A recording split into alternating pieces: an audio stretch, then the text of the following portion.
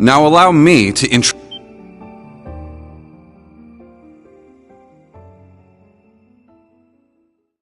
After graduating from Thors, I returned to Nord and began observing the struggle between Erebonia and Calvard. However, I began to feel something dark and sinister carried on the winds of the plateaus.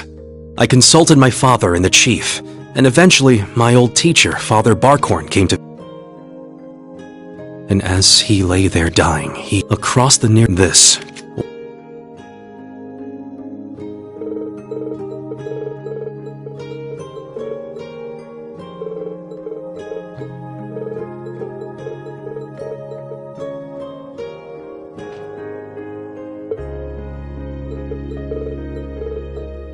I only hid myself so as not to interrupt your discussion.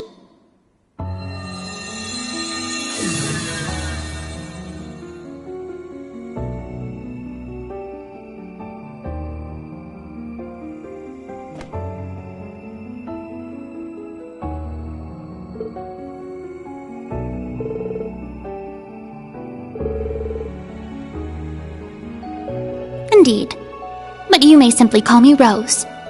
I had you all gather here for one reason: to explain to you the background between the Hexen clan and the Church.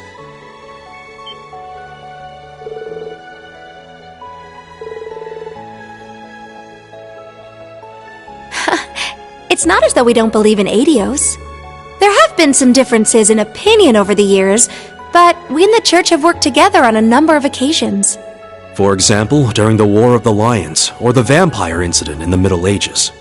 Not to mention the fight against the Dark Dragon 800 years ago. But all that was just Rose sticking her nose into other people's business.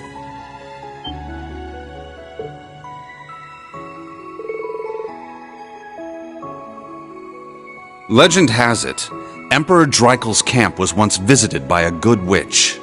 And the novel Red Moon Rose features a vampire hunter affiliated with the Church who was, in truth, the true ancestor of the vampires.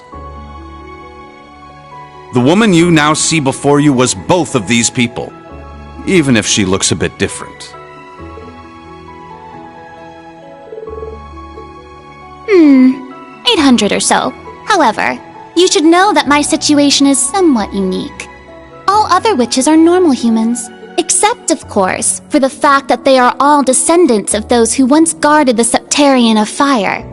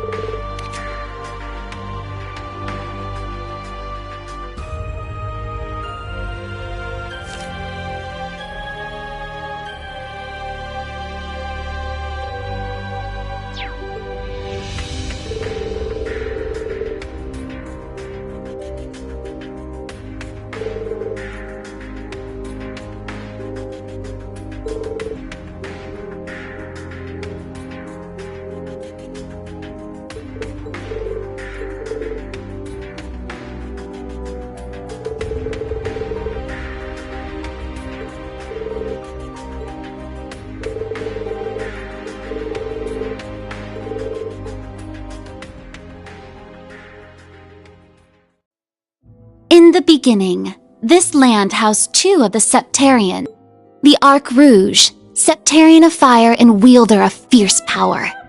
The Lost Zem, Septarian of earth and bearer of unyielding endurance.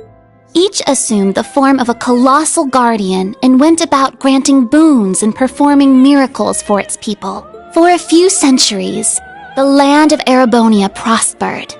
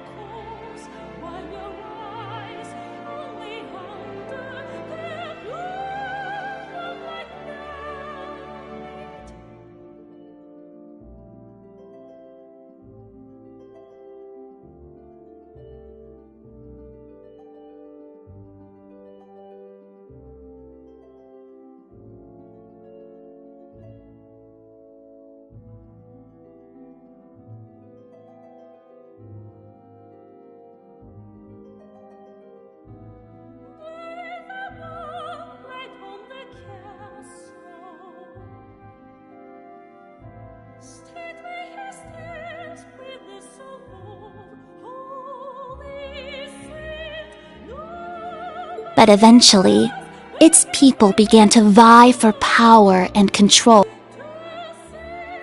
The Septarians had always granted their people's wishes, but now their peoples each wished for the other's destruction. And so, the two colossi began fighting.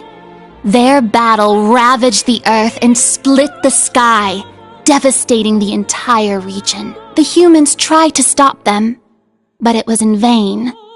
The Septarians' fight continued 1,000 days, scorching the land black.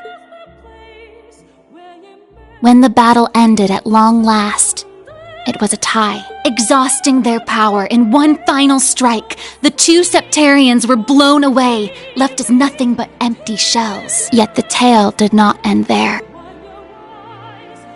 The power expelled by each Septarian collided and became one, resulting in the creation of an entirely new entity. The Great One, the Septarian of Steel.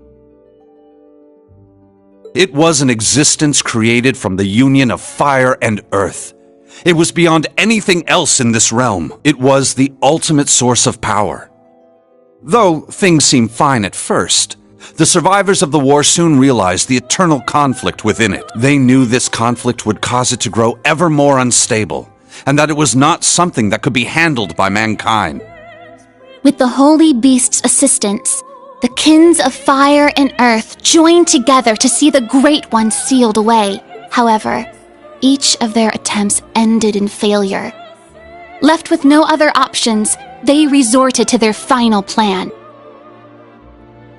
The Great One would remain whole in the higher plane, yet its physical incarnation in this world split into numerous shards.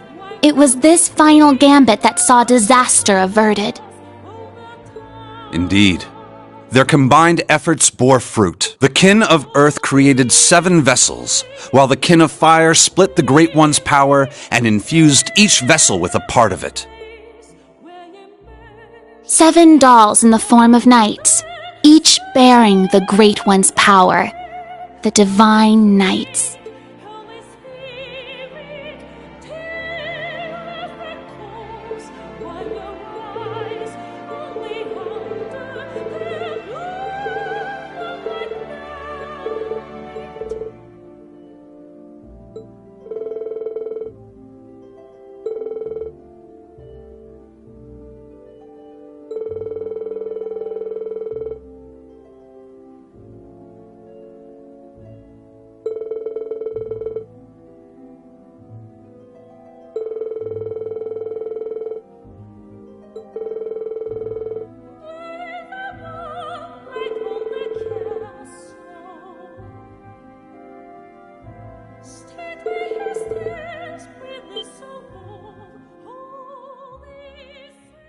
900 years ago, Heimdall was a small city of only about 50,000 people. However, it was one of the burgeoning centers of culture for the region. The Septian Church had finished construction on the Heimdall Cathedral, and there were plans to develop the city even further. But it was then the Dark Dragon appeared, blanketing Heimdall in miasma and transforming it into a city of the dead. Emperor Astorius chose to lead his people south and made St. Arc the new capital of Erebonia. In helping Emperor Astorius deal with this crisis, the Hexen clan and gnomes each suffered substantial losses. The Hexen clan lost its elder, and the gnomes their holy beast.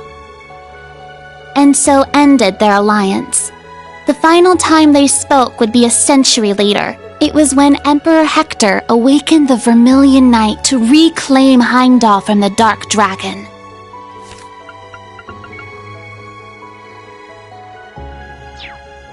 He did so at the urging of the chief of the gnomes and the new elder of the Hexen clan, myself. However, the Emperor fell to the Dark Dragon's miasma, and the Vermilion Knight to its curse. The Emperor's son had the chief of the gnomes and myself seal the cursed knight deep below the Imperial Palace.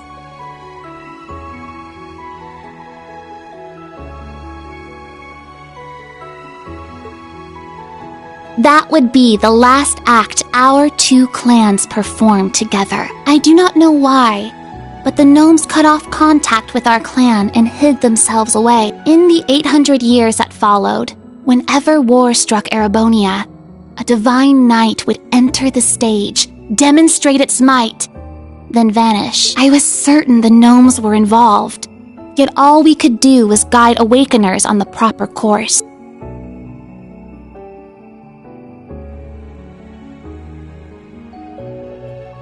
This unending pattern reached its most fevered peak 250 years ago during the War of the Lions. The false Emperor Orthros unearthed the cursed Vermilion Knight, and a mercenary under Prince Lucius' employ awakened the Palatinate Knight.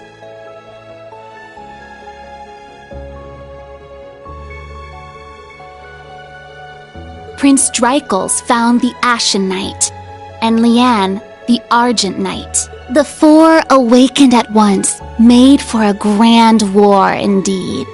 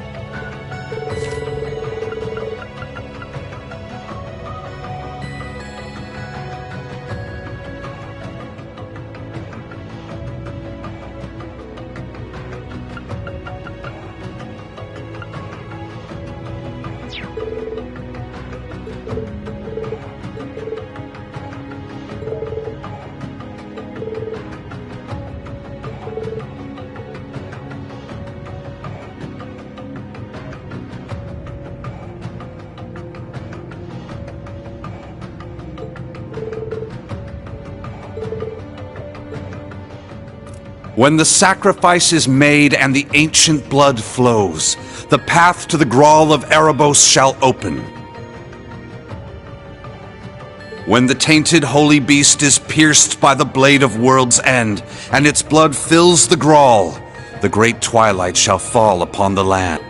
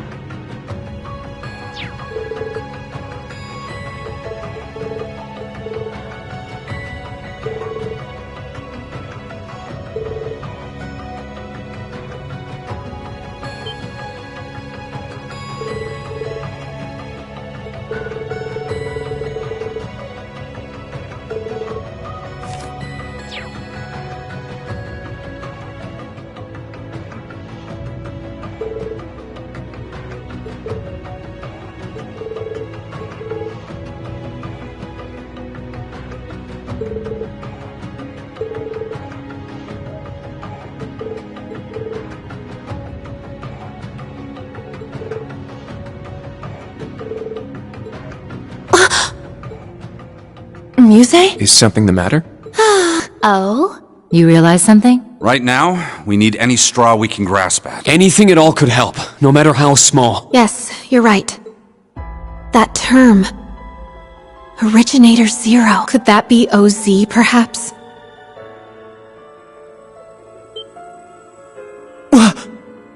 That's what the Black Workshop called Millium and Altina.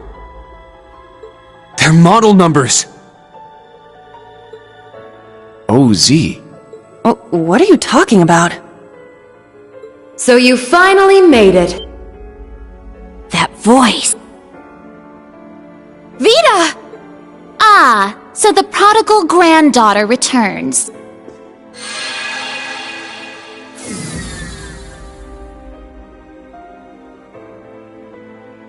Misty, Vita! I heard you had been acting on your own. Nice to see you again, Grandmother, Emma, Celine, and Class 7 too. And thank you for mediating, Mr. Lysander. Oh, don't even mention it. It always breaks my heart to see a family torn apart so. Vita! Why? You really don't plan on ever coming back, do you? That's correct. As I said before, my allegiance will forever lie with the Grandmaster. I can't return to you and Grandmother. I can never go back to the way I used to be, just like the Steel Maiden. Seriously, who even is this Grandmaster person? I have no clue.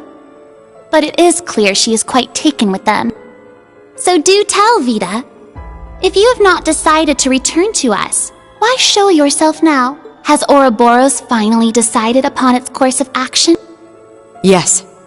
After our experiments with the 3 ions, the 6 other Anguis came to a unanimous decision. They decided to ignore my warning. They will work with the Chancellor and the Gnomes to bring about the Great Twilight, completing the Phantasmal Blaze Plan.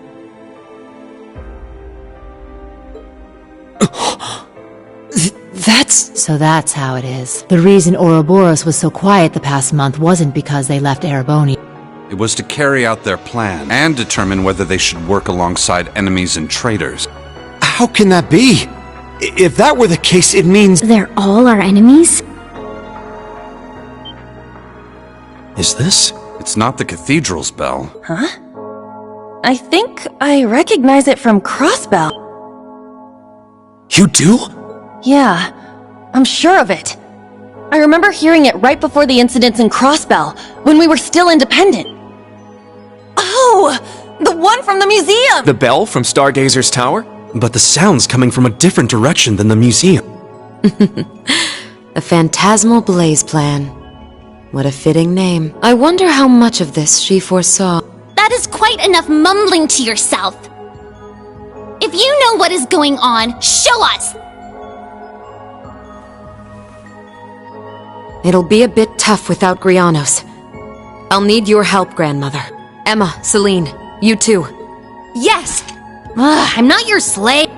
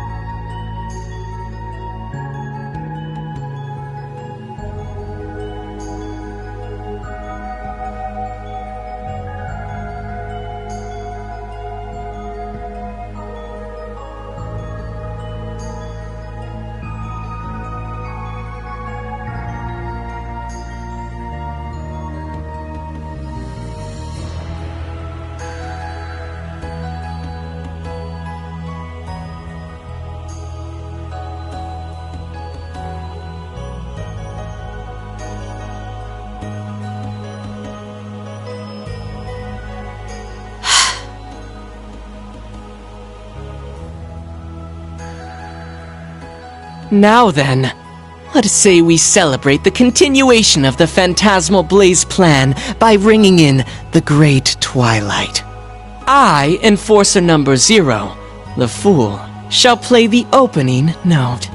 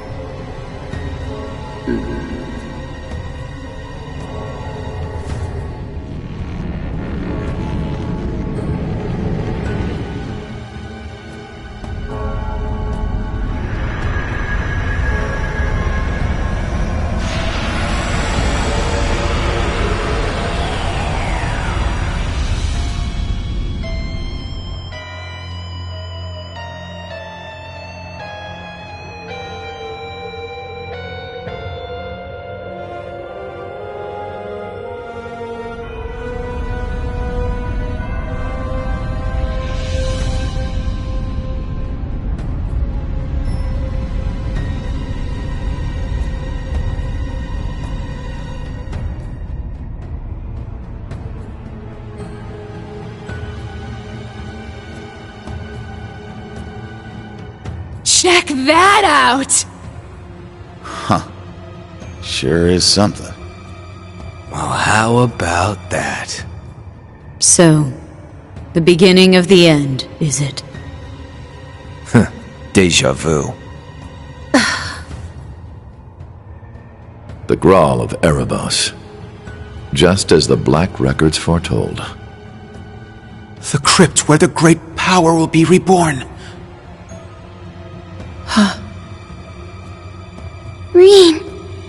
Eustace. Couldn't have guessed this is how my day would turn out when I woke up this morning. Let us begin. It is time. Chief of the Gnomes and head of the workshop, show me the way, Black Alberic.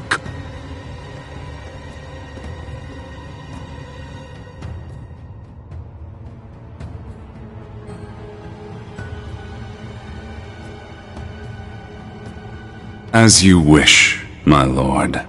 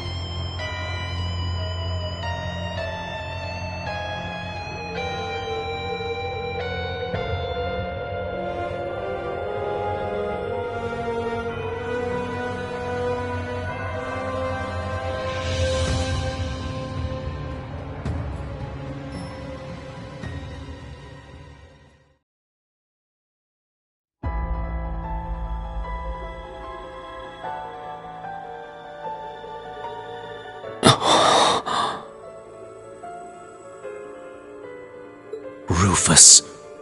Millium. Was that... Allie? Yes. But why? Boss, Zeno, and Liam. Azure Siegfried. And that guy in the lab coat. Isn't that... The blazing demon and the fool were there as well. So that's the maiden. Why? We just spoke this morning and...